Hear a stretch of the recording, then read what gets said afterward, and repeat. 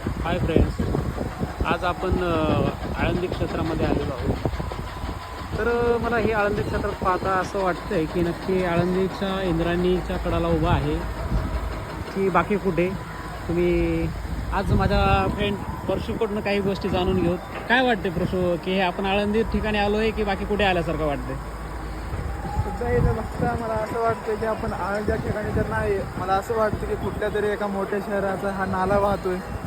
सध्याची स्थिती बघता पहिले एक परंपरा होती की लोक देवाला आल्यावरती इथं नदीमध्ये येऊन पहिल्यांदा पाय धुवायचे आणि पाय धुवण्यामागचं कारण होतं की पाय स्वच्छ व्हावे.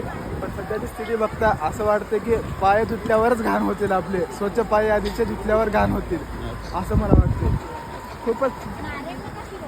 खूपच कठीण इथली परिस्थिती झालेली आहे.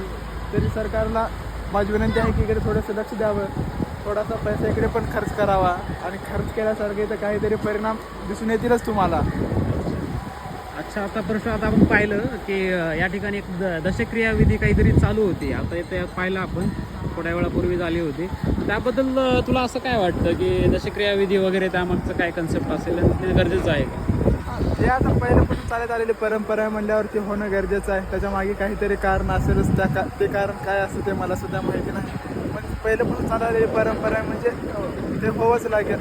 याला माझा विरोध नाही. पण ते झाल्यावरती आपण जिथे काही ते प्रसाद वगैरे हार फूल पान वगैरे जे काही तिथं वापरतो आपण आणि तिथं ते ठेवतो, पण ते आपली ती पूर्ण झाल्यावरती ते काढणं गरजेचं आहे. ते तिथंच ठेवून आपण जाणं ते गरजेचं म्हणजे ते बरोबर नाही. जे आपण तिथं घाण केलेलं आहे ते एकदा स्वच्छ करून गेले की इथल्या पण लोकांना नंतर काही त्रास होणार नाही. अच्छा, म्हणजे यामागे तुला असं म्हणायचं की यामध्ये सरकारचाहीच पूर्णतः दोष असू शकत नाही. त्यामागे आपण ही स्थानिक लोकांनी त्याकडे लक्ष देणं गरजेचं आहे.